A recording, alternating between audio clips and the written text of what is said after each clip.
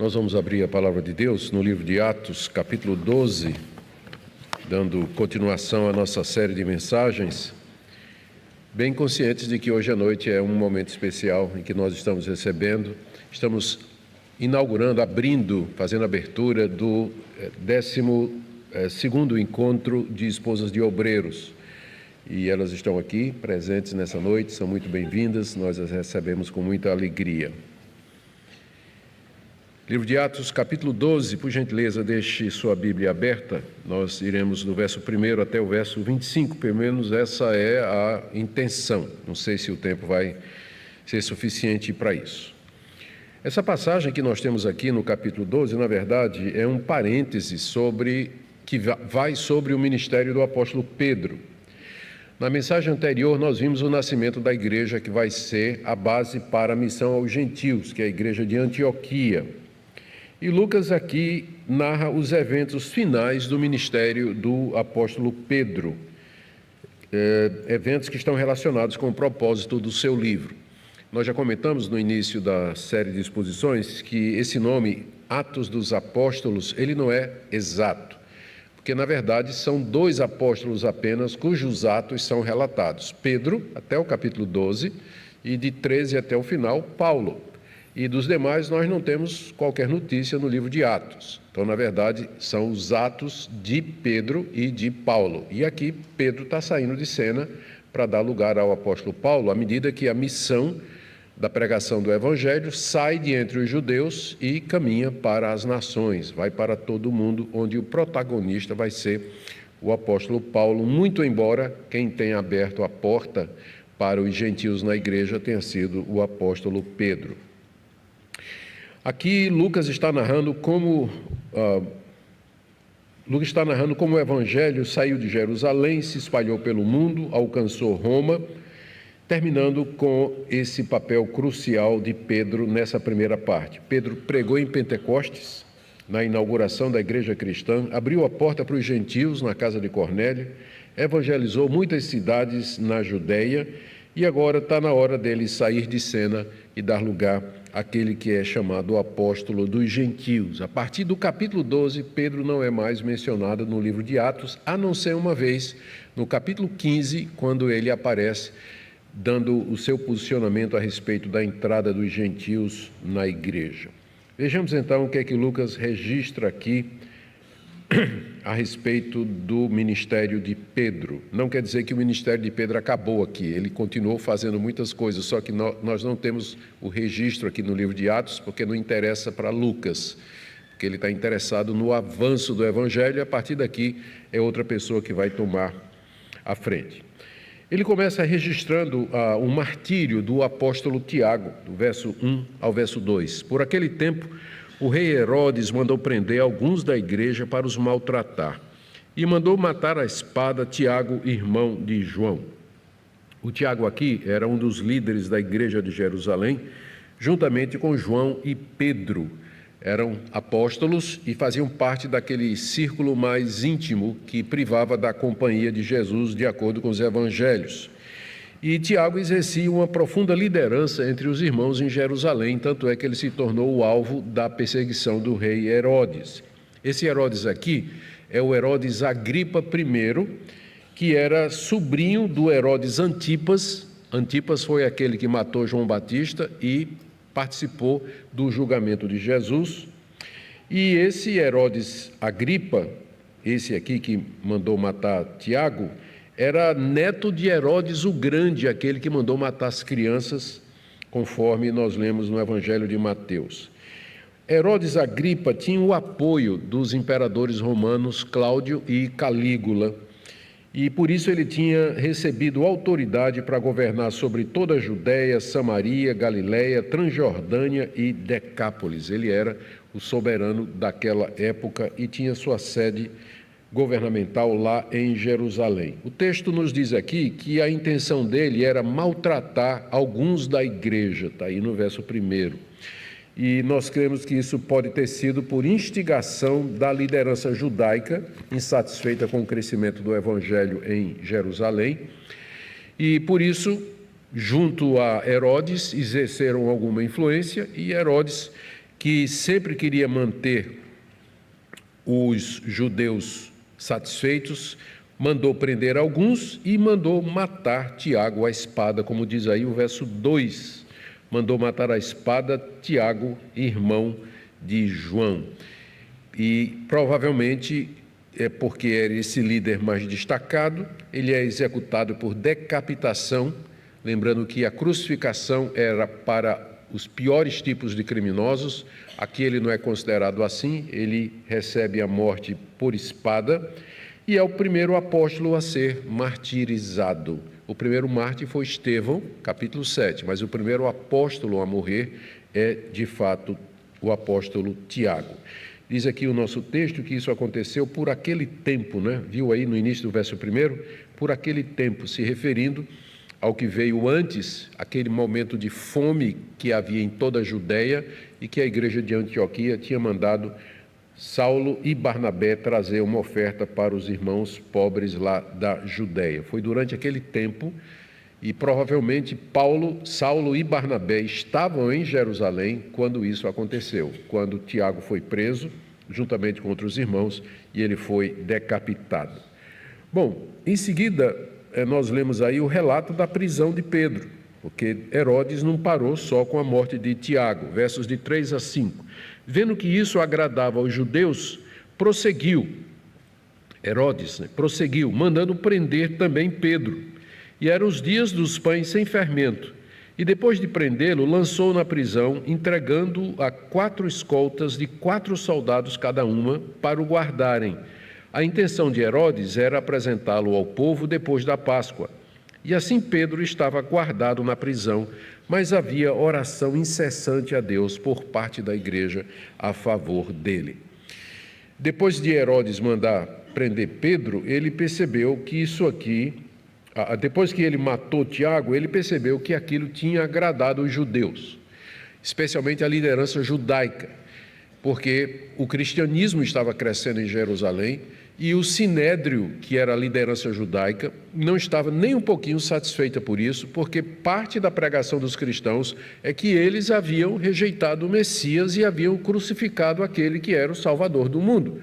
Então a pregação dos primeiros cristãos colocava a culpa da morte de Jesus lá na porta dos líderes judaicos, e eles não gostavam disso, e eles viam a igreja crescendo cada vez mais. Então o que eles podiam fazer para impedir o crescimento, eles estavam fazendo como instigar o rei Herodes a perseguir a igreja. Ele prendeu alguns, mandou matar Tiago, viu que isso agradava os judeus e ele mandou então prender outro líder, ainda mais influente do que Tiago, que era o apóstolo Pedro. A política de Herodes em manter os judeus satisfeitos é porque o apoio de Roma sempre era instável e ele precisava ter o apoio das suas bases. Por isso, ele queria executar Pedro publicamente. A ideia era fazer um julgamento público, depois que passasse a semana dos pães sem fermento, que fechava com a festa da Páscoa, mais ou menos parecido com aquilo que aconteceu com Jesus. Pilatos escolheu a festa da Páscoa, quando havia o costume de se julgar prisioneiros e soltar alguns, para apresentar Jesus ao povo. Mas o povo queria a crucificação de Jesus e a liberdade de Barrabás. É mais ou menos uma coisa parecida que Herodes está querendo fazer, só que agora com Pedro, mas a intenção é um julgamento fake, porque na verdade ele já está decidido a matar Pedro também para poder agradar os judeus. E ele toma aqui extremo cuidado para manter Pedro preso. Diz aí o verso 4, que tinha 4 escoltas de 4 soldados cada um, 16 soldados para tomar conta de Pedro, se revezando. E eu creio que a razão é que os apóstolos tinham a fama de escapar da prisão, porque no capítulo 5, no capítulo 3 eles escaparam, no capítulo 5 eles escaparam. O túmulo de Jesus foi guardado por um grupo de soldados e selado com o selo de Pilatos, e mesmo assim ele saiu da sepultura. Então esses cristãos tinham fama de ser assim, de ninguém conseguir prender, né? Então, para garantir a prisão de Pedro, Herodes dá uma escolta de 16 soldados para ter certeza de que Pedro não vai fugir, como antes dele já tinha fugido uma vez, e Jesus havia saído do túmulo guardado também por uma escolta de soldados romanos. Em contraste, enquanto Herodes estava tomando todas essas providências para manter Pedro na prisão, diz o texto que a igreja, final do verso 5, Pedro estava guardado na prisão, mas o contraste no grego é bem mais forte. Enquanto Pedro estava sendo guardado na prisão, por um lado, por outro, havia oração incessante a Deus por parte da igreja a favor dele. A igreja aqui é a igreja em Jerusalém, que se reunia nas casas, eram várias casas-igrejas, eram vários locais de oração em que os irmãos estavam intercedendo incessantemente a Deus em favor de Pedro, para que não acontecesse com Pedro o que aconteceu com Tiago, que foi morto à espada. A igreja pedia a Deus a libertação de Pedro, como Deus já tinha libertado antes da prisão, que Deus fizesse o mesmo milagre outra vez, libertando o líder da igreja ali em Jerusalém. E de fato é o que acontece, verso 4 até o verso 11. Nós lemos aqui, do verso 6 até o verso 11.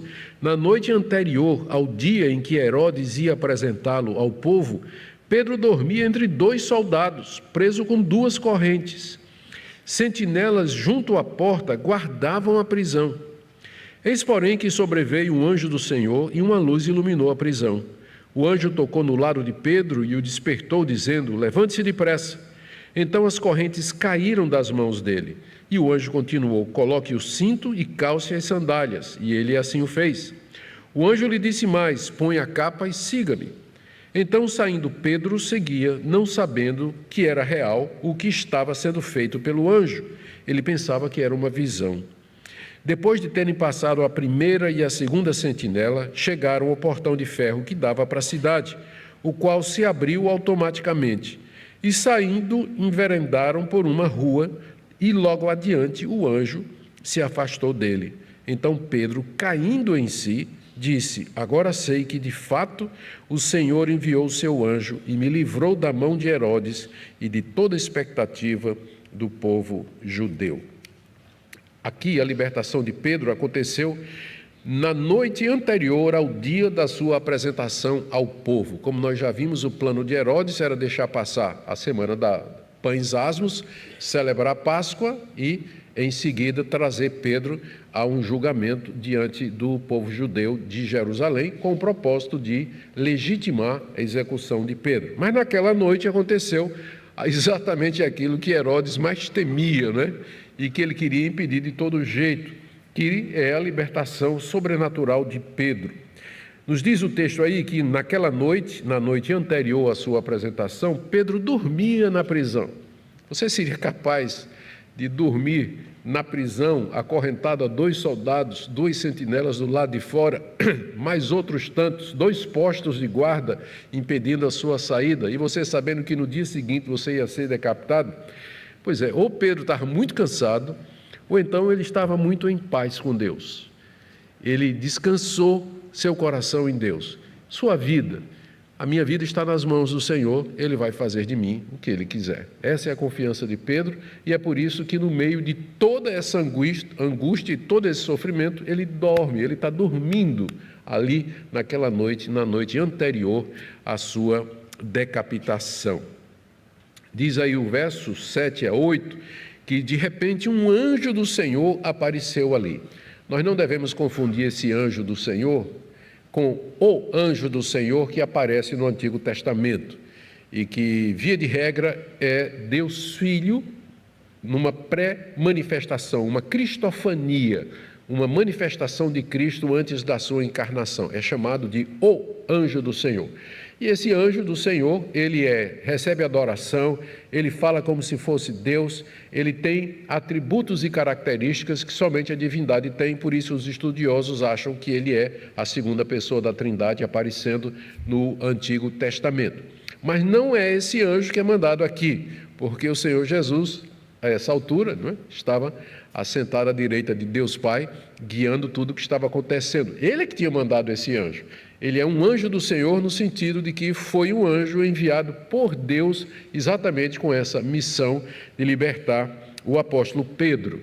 E a presença do anjo era tão gloriosa que diz aqui que uma luz iluminou a prisão, mais especificamente a cela onde Pedro estava acorrentado a 2 soldados e onde ele estava dormindo. O anjo toca no lado de Pedro. É interessante você ler o original, porque tocar aqui é ferir. É a mesma palavra que vai aparecer mais adiante, quando diz que o anjo feriu Herodes, e Herodes morreu. Então o anjo aqui deu uma futucada em Pedro aqui no meio das costelas, isso dói, né? Fez isso aqui. E na pleura, é a palavra que aparece no grego, né? A palavra pleura, traduzido como lado no grego, mas é uma palavra que a gente usa para descrever essa região aqui, né? Então, o anjo tocou no lado de Pedro, né? E Pedro meio que acordou sem saber direito se estava acordado ou se estava vendo coisa, se estava dormindo, né? Ficou naquele estado de incerteza. E na hora que o anjo toca, as correntes caem da mão de Pedro automaticamente, e o anjo diz a Pedro para ele se levantar, se vestir com rapidez, botar as suas sandálias e segui-lo depressa. E Pedro vai lá, meio tonto, né?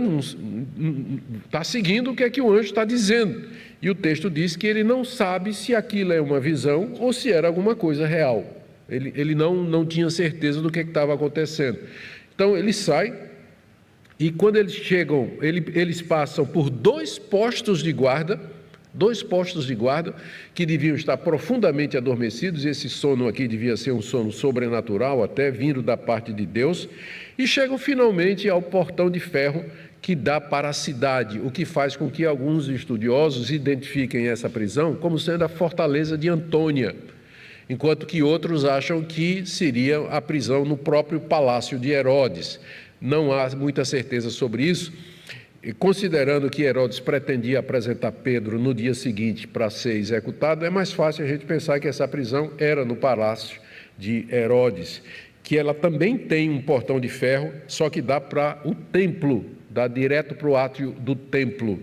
E aqui o texto diz que eles, depois que o portão se abre sozinho, então eles saem e enveredam por uma rua, Pedro e o anjo. E diz que nessa rua, a gente não sabe qual rua, de repente o anjo vai embora, né? Some. E Pedro se vê sozinho e aí ele cai em si. E o texto aí diz no verso 11 que Pedro então percebe o que havia acontecido. Só então ele caiu em si e ele reconhece.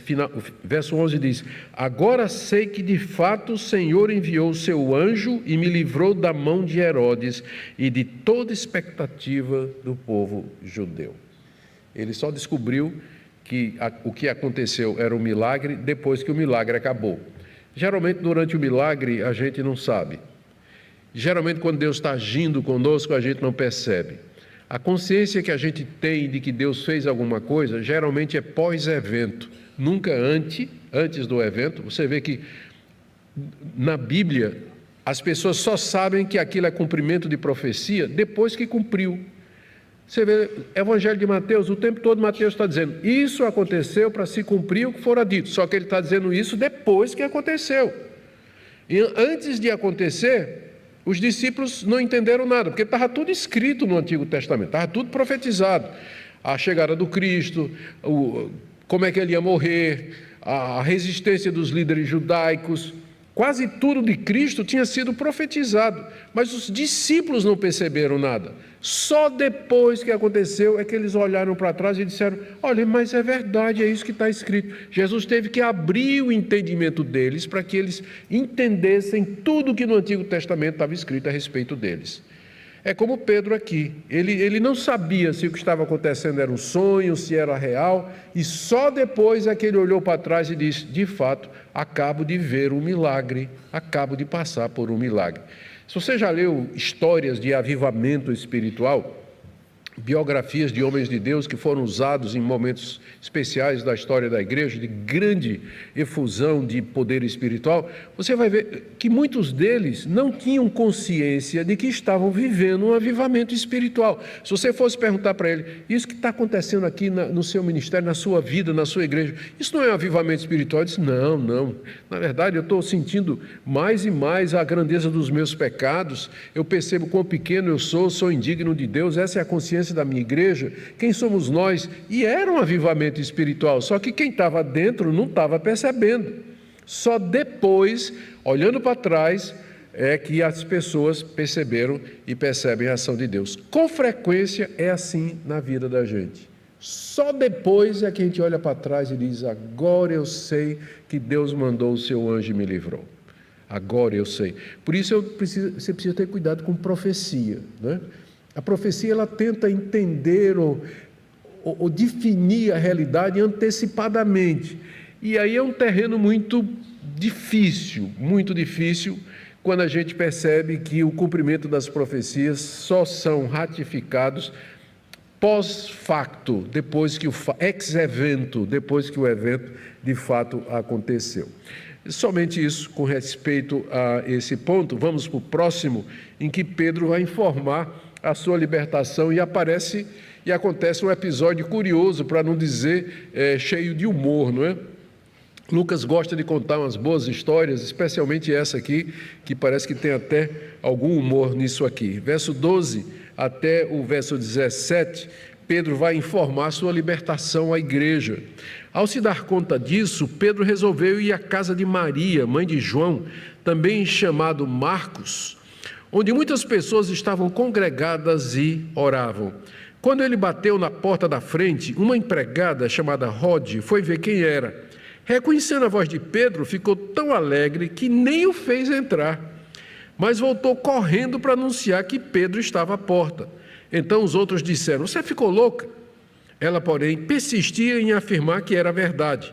Então disseram, é o anjo dele. Enquanto isso, Pedro continuava batendo. A Rode bateu a porta na cara de Pedro, né? Não abriu não, e Pedro ficou lá batendo, né? Eis que estou à porta e bato. Quando abriram a porta, viram-no e ficaram admirados. Ele, porém, fazendo-lhes sinal com a mão para que se calassem, contou-lhes como o Senhor tinha tirado da prisão e acrescentou, anunciem isto a Tiago e aos irmãos, e saindo, foi para outro lugar. Depois que Pedro entendeu que Deus tinha mandado um anjo e o tinha libertado miraculosamente da expectativa de Herodes e do povo judeu, ele resolveu anunciar o que tinha acontecido à igreja. E ele escolheu esse local, que era a casa de Maria, mãe de João Marcos. É o mesmo local da celebração da ceia do Senhor, é a mesma casa. É chamado cenáculo, foi onde celebrou-se a última ceia. E foi onde também provavelmente aconteceu o Pentecostes. Então, esse lugar, que era o primeiro andar da casa de Maria, mãe de João Marcos, era como um point, era um ponto de encontro, meio que a sede, por assim dizer, da igreja cristã em Jerusalém, embora a igreja estivesse espalhada por várias outras casas que se reuniam para louvar a Deus e cultuar a Deus. Mas era ali que os apóstolos se reuniam, era ali que eles confabulavam, e ali é que eles se encontravam. Só isso. Só assim a gente pode entender porque de tantos outros lugares em Jerusalém, Pedro foi exatamente a esse local que era, e o texto diz, não é, que era a casa de Maria, a mãe de João Marcos. E ele foi lá para avisar os irmãos que tinha sido livre, e nós já lemos a história aqui de que ele chega lá, bate na porta, não é, no alpendre, e veio uma menina, né, provavelmente era uma mocinha, né, chamada Rode, que era serva ali, e ela, quando viu que era Pedro, ela ficou tão alegre que deixou Pedro batendo na porta, né? Não abriu a porta, e chegou lá onde estava todo mundo orando, era uma reunião de oração. E quando viram bater na porta, alguém disse, Rode, vai lá ver quem está lá. E ela volta e diz assim, é Pedro. Aí o pessoal disse, você está doida, você está louca. Como é que pode ser Pedro? Pedro está preso, nós estamos aqui orando por ele. E Pedro está preso. Não, é Pedro que está aí. Ela insistiu e aí veio a segunda explicação. É o espírito dele, é o anjo dele. Durante o período entre os testamentos, entre o profeta Malaquias e o surgimento de João Batista, o período que a gente chama de judaísmo do segundo templo. E é um período em que os judeus não tinham revelação da parte de Deus. O último profeta foi Malaquias. Eles passaram 400 anos sem ter revelação. O próximo vai ser João Batista. Então, para substituir os profetas, eles davam muita ênfase aos anjos, como sendo os enviados de Deus, missionários de Deus, para trazer a palavra de Deus para o povo de Israel. Então, curiosidade e cuidado e atenção aos anjos durante o período intertestamentário cresceu muito entre os judeus. Inclusive a crença de anjo da guarda. Vocês agora sabem de onde vem. De que cada pessoa tem um anjo que parece com ele e que é responsável pela proteção daquela pessoa. Então, esses judeus de Jerusalém, convertidos ao cristianismo, não deixaram algumas de suas superstições ainda. Então, quando a menina veio dizer, é Pedro que está lá fora, em vez de pensar numa outra possibilidade, Deus respondeu nossas orações, então disseram, você está doida? E depois disse, não é Pedro, é o anjo de Pedro, o anjo da guarda de Pedro. Uma terceira possibilidade é que eles queriam dizer que é o espírito de Pedro, que Pedro tinha morrido e agora o fantasma de Pedro tinha vindo assombrar os irmãos ali naquela hora da noite, não é? Lembra que isso aqui era de noite. E tudo isso aponta simplesmente para a incredulidade. Eu não vou nem chamar de incredulidade. O texto diz que quando finalmente eles foram lá e abriram a porta, que viram que era Pedro, diz o texto aqui que eles ficaram admirados. Se você olhar aí nas versões, as versões têm dificuldade em traduzir. Algumas traduzem perplexos, outra atônitos, outra assustados, porque a palavra grega expressa tudo isso. Ou seja, era a última explicação que eles esperavam, é que Deus tinha respondido às suas orações. O que mostra que, com frequência, a gente está pedindo coisas a Deus que, no fundo, a gente não está preparado para receber. Ou que, no fundo, a gente não acredita mesmo. Aqui você tem um grupo de pessoas orando, pedindo a libertação de Pedro. Pedro chega ali livre e eles não acreditam. Dão uma série de explicações, menos a explicação certa, que Deus tinha escutado as orações deles. Que Deus tinha escutado as orações daquele povo querido, não é? Muito bem, e aí no verso 17 você tem a ação final de Pedro, né? Pedro mandou que eles se calassem, né? Estava todo mundo lá, Pedro, é você? Pedro, meu pai, é mesmo, tem razão, Rod estava certo, é Pedro. Pedro mandou todo mundo se acalmar, calar a boca, na verdade, como diz aqui, né? Pedro fez sinal com a mão para que se calassem, e aí Pedro contou para eles o que tinha acontecido, como Deus enviou o seu anjo e o libertou miraculosamente daquela prisão. E em seguida ele disse, anunciem isso a Tiago e aos irmãos. O Tiago aqui já não é mais o Tiago apóstolo, porque tinha sido morto, não é? Esse Tiago aqui é o Tiago irmão de Jesus, que a essa altura já havia se convertido durante o ministério de Jesus, antes de Jesus ser morto e ressurreto. Tiago e os demais irmãos carnais de Jesus não acreditavam que ele era o Cristo, não acreditavam. Mas nós lemos lá em 1 Coríntios capítulo 15, que depois que Cristo ressuscitou, apareceu a Tiago, apareceu a ele, então apareceu ao seu irmão, e talvez foi quando Tiago se converteu e se tornou um dos líderes. Um outro irmão de Tiago, que também se converteu e é meio irmão de Jesus, é Judas, que escreve a carta que nós temos no Novo Testamento com o nome de Carta de Judas. Não é Judas Iscariotes que escreveu aquela carta, não é? O traidor, mas é Judas, irmão de Tiago, que é meio irmão de Jesus. Esse Tiago, meio irmão de Jesus, é aquele que escreve a carta de Tiago que nós temos no Novo Testamento. Ele se tornou líder da igreja de Jerusalém, é ele que vai presidir o concílio de Jerusalém que a gente tem lá em Atos 15. Ele que vai dar a palavra final, encerrando lá o assunto. Então, ele já tinha assumido a liderança e Pedro pede então para aqueles irmãos que estão orando lá que informem Tiago e os irmãos, a referência aqui deve ser aos apóstolos, aos demais apóstolos, o que é que tinha acontecido. E Lucas diz que Pedro foi para outro lugar. Lucas sabia para onde Pedro foi, só que não interessa mais narrar, porque agora quem vai entrar em cena é Paulo. Pedro foi para outro lugar. Foi lá pregar o evangelho, foi lá visitar as igrejas, foi lá cuidar do seu ministério, mas agora quem está surgindo no cenário é o apóstolo Paulo, como nós veremos, se Deus quiser, a partir da próxima segunda-feira. Quando amanheceu, que você tem, para terminar, do 18 a 25, você tem a morte de Herodes. Quando amanheceu, houve grande alvoroço entre os soldados sobre o que teria acontecido com Pedro. Herodes, tendo procurado e não achado, submetendo as sentinelas a interrogatório, ordenou que se aplicasse a pena de morte, e descendo da Judeia para Cesareia, Herodes passou ali algum tempo. Havia uma séria divergência entre Herodes e os moradores de Tiro e de Sidom. Estes, porém, de comum acordo, se apresentaram a ele e, depois de obter o apoio de Blasto, que era assessor do rei, pediram paz porque a terra deles recebia alimentos do país do rei. Em dia designado, Herodes, vestido de traje real, assentado no trono, dirigiu-lhes a palavra, e o povo gritava: é voz de um Deus e não de um homem.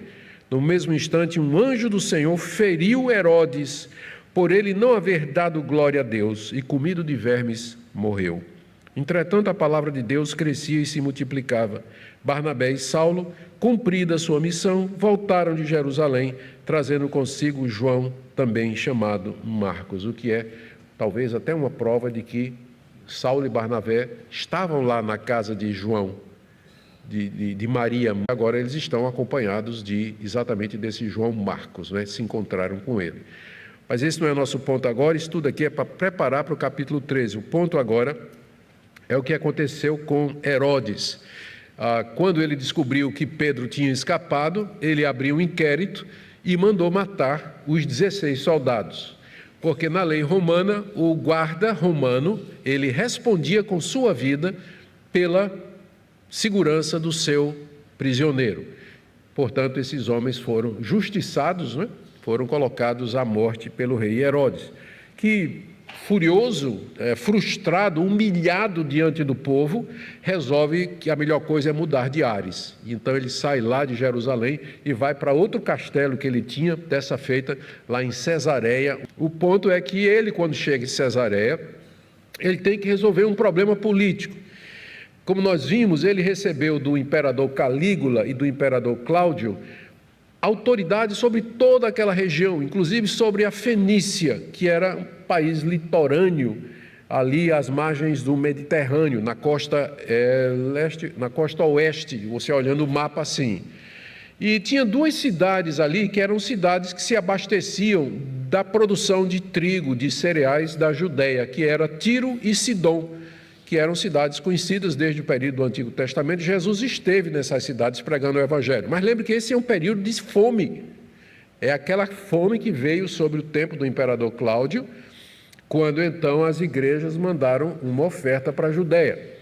E provavelmente o que aconteceu foi que Herodes, por alguma disputa lá, talvez territorial, com os fenícios, Tiro e Sidom, são fenícios, ele cortou o suprimento de alimentos para Tiro e Sidom.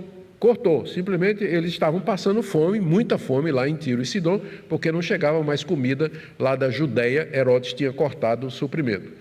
Então eles conseguiram política, né? Conseguiram uma pessoa próxima de Herodes, um alto oficial chamado Blasto, a gente não sabe nada a respeito dele, a não ser o nome dele, e conseguiram uma oportunidade para uma audiência com Herodes, para poder pedir paz a Herodes, para restabelecer o comércio e a circulação de alimentos. Então, no dia marcado, eles tinham um dia marcado para ter essa audiência. Os fenícios estavam lá, os judeus estavam lá, e Herodes aparece vestido com todo esplendor, com as vestes reais, se senta no trono e começa a falar para o povo. E aparentemente os fenícios, porque a palavra que aparece aqui no grego, diz no verso 22, e o povo gritava, Tem duas palavras para povo na língua grega. Uma é exclusiva para a nação de Israel, que é a palavra laos. E a outra é a palavra que refere-se ao povo comum, que é a palavra que aparece aqui. Então é provável que os fenícios começaram a gritar: voz de Deus e não de homem, né? Porque um judeu dificilmente faria isso, né? O judeu você pode culpar o judeu de qualquer coisa, mas ele não era adorador de homens, ele não era. Então provavelmente são os fenícios que, para bajular Herodes, né, começam: olha, isso aí é um Deus, olha a autoridade, olha o poder, olha as vestimentas. E em vez de fazer como Pedro, quando Cornélio se ajoelhou diante dele e quis adorá-lo, Pedro mandou que Cornélio se levantasse e dissesse: não faça isso, porque eu sou homem igual a você. Herodes aceitou o elogio, Herodes aceitou. E aí Deus, que já estava por aqui com ele, aliás é por aqui, né? Deus já estava por aqui com ele, pelo que ele tinha feito com a igreja, mandou um anjo, o anjo da morte, veio e tocou em Herodes. E ele cai doente ali e morre não muito tempo depois, comido de vermes, uma morte horrível, né? A audiência acaba ele sendo tirado ali com dores, não é? Por que eu estou dizendo isso? Aqui nós temos uma informação. Onde é que está essa informação? Está aqui. O historiador judeu Flávio Joséfo, ele não era cristão, ele escreveu a respeito da morte do rei Herodes num livro chamado Antiguidades, capítulo 19, parágrafo 343. E ele diz que essa festa em que Herodes morreu era, na verdade, um festival em homenagem a César, que foi quando teve audiência com os fenícios. E que Herodes, quando apareceu, ele estava vestido com vestes prateadas e que o sol brilhava ali e resplandecia, que parecia que ele tinha um brilho divino.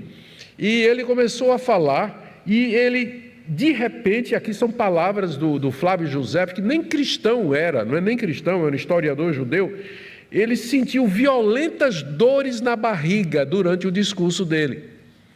E ele é levado às pressas para o palácio, onde ele morre 5 dias depois, com infecção intestinal, vermes e todo esse tipo de coisa. Quem está dizendo isso não é Lucas, não é? Mas é o Flávio Joséfo, historiador judeu. Eu já disse aqui que a gente não precisa da história e não precisa da arqueologia para confirmar a palavra de Deus, mas é tão bom quando acontece, não é? Que a gente vê que está lidando com um livro histórico, que Lucas está narrando fatos que realmente aconteceram e que tem a comprovação fora da própria Bíblia, que é a morte do rei Herodes, que aconteceu no ano 44 do reinado do imperador Cláudio, exatamente o imperador daquela fome que nós já vimos aqui. Deus feriu Herodes pela sua arrogância. Eu quero terminar com alguma coisa que tem bem a ver com o nosso encontro dessa noite, que é a respeito em que nós estamos inaugurando a semana missionária, não é? Das esposas de obreiros. Você tem aqui do verso 24 a 25 o relato missionário de Lucas. Entretanto, a palavra de Deus crescia e se multiplicava. Veja, esse entretanto quer dizer o seguinte: apesar de Herodes ter matado Tiago, apesar dele ter prendido vários em Jerusalém, apesar dele ter prendido Pedro, apesar das intenções dele de matar a liderança da igreja, entretanto, apesar disso, a palavra de Deus crescia e se multiplicava. A igreja é imparável, se é que existe esse advérbio aí, não é? O adjetivo. Não dá para parar a igreja, você não consegue. Herodes fez de tudo, mas, entretanto, a palavra de Deus crescia e se multiplicava. Crescia e se multiplicava. E você notou que ele não diz a igreja crescia e se multiplicava, ele diz a palavra de Deus crescia e se multiplicava, porque é uma e a mesma coisa. A igreja cresce e se multiplica através da palavra de Deus. E quanto mais a igreja cresce, mais a palavra de Deus cresce, porque ela anuncia essa palavra. E quanto mais a palavra é anunciada, maior a igreja se torna. Então não tem como separar a palavra de Deus da igreja. Ela existe pela palavra, ela cresce pela palavra e, portanto, você não pode achar substituto. Nada substitui a palavra de Deus para fazer com que a igreja cresça.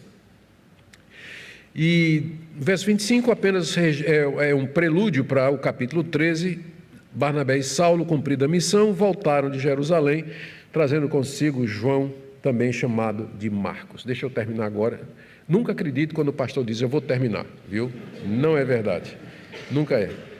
Então, 3 ou 4 pontinhos aqui e eu vou terminar. Eu olho esse texto e pergunto, o que é que esse texto quer me dizer hoje? A primeira coisa, nem sempre a gente consegue entender a providência de Deus. 2 homens de Deus, igualmente santos, cheios de fé e do Espírito Santo. João, Tiago e Pedro. Tiago e Pedro. Um é morto à espada, o outro é libertado. Por quê, Senhor? Por que Tiago foi morto à espada e Pedro não foi? E a resposta é, você não sabe e nem eu sei. Significa a soberana providência de Deus, os desígnios secretos de Deus. Não adianta você procurar razão do tipo assim, não, Tiago era menos crente, ou Tiago tinha caído em pecado, ou qualquer outra coisa, porque não tem nada disso. Você não vai poder provar absolutamente nada. A Bíblia simplesmente apresenta essas duas coisas, mostrando que Deus é soberano e que Ele não dá explicação dos atos dele. 2 homens crentes, um foi salvo, o outro foi morto à espada. Você vê a mesma coisa acontecer na vida. Pessoas crentes, tementes a Deus, que andam nos caminhos de Deus, uns são abençoados de uma forma extraordinária, saúde, prosperidade, oportunidades. Outros, que são igualmente crentes, passam uma vida de sofrimento aqui nesse mundo, é doença, é problema financeiro, é dificuldade com os filhos, são angústias, e a gente pergunta, Deus, por que tanto sofrimento com essa família? E essa, que é crente do mesmo jeito, são crentes do mesmo jeito, por que isso? Nem sempre nós temos a resposta, como nós não temos resposta aqui para o que aconteceu. A segunda lição que nós podemos tirar olhando isso aqui, eu já toquei nesse ponto, é que nem sempre a gente percebe a ação de Deus. Geralmente só depois, ex evento, algum tempo depois, olhando para trás, a gente diz, verdadeiramente agora eu percebo que Deus mandou o seu anjo. Então, não se precipite, né, em dizer sim ou não, isso aqui é coisa de Deus, não é. Geralmente é melhor você aguardar um tempo até as coisas aclararem. A Bíblia manda a gente ser paciente. Terceira coisa que eu acho que a gente pode tirar do texto aqui, é aquilo que eu já falei, nem sempre a gente está pronto a receber aquilo que a gente pede. Queria que você pensasse nas suas orações. Se Deus atendesse a sua oração, qual seria a sua reação? Você está pronto para receber mesmo? Senhor Deus, eu quero ser cheio do Espírito Santo, quero dedicar minha vida a você, ao Senhor. É mesmo? E se isso significar que eu vou tirar você de onde você está e mandar você para os confins da terra pregar o Evangelho, no meio de uma tribo de índios, você está disposto a isso? Cuidado com o que você pede, porque você pode obter. Né? Cuidado com o que você pede. E isso mostra também a nossa incredulidade, não é, irmãos? A gente às vezes fica surpreso, a gente pede as coisas a Deus, as coisas acontecem, a gente não dá uma outra explicação e nem agradece a Deus quando a resposta está tão clara diante de nós. A última coisa que eu queria lembrar aqui é que a Igreja de Cristo cresce e se multiplica nesse mundo, apesar de todo o sofrimento, que é o tema da semana que vocês vão ter aqui. A igreja cresce, se multiplica e anda através do sofrimento. Sofrimento como meio de graça, como meio de crescimento, de aprendizado e de transformação. Que Deus abençoe vocês, irmãs, durante essa semana, para que seja uma semana de aprendizado, e a todos nós que estamos aqui, que essas lições preciosas sejam aplicadas ao nosso viver.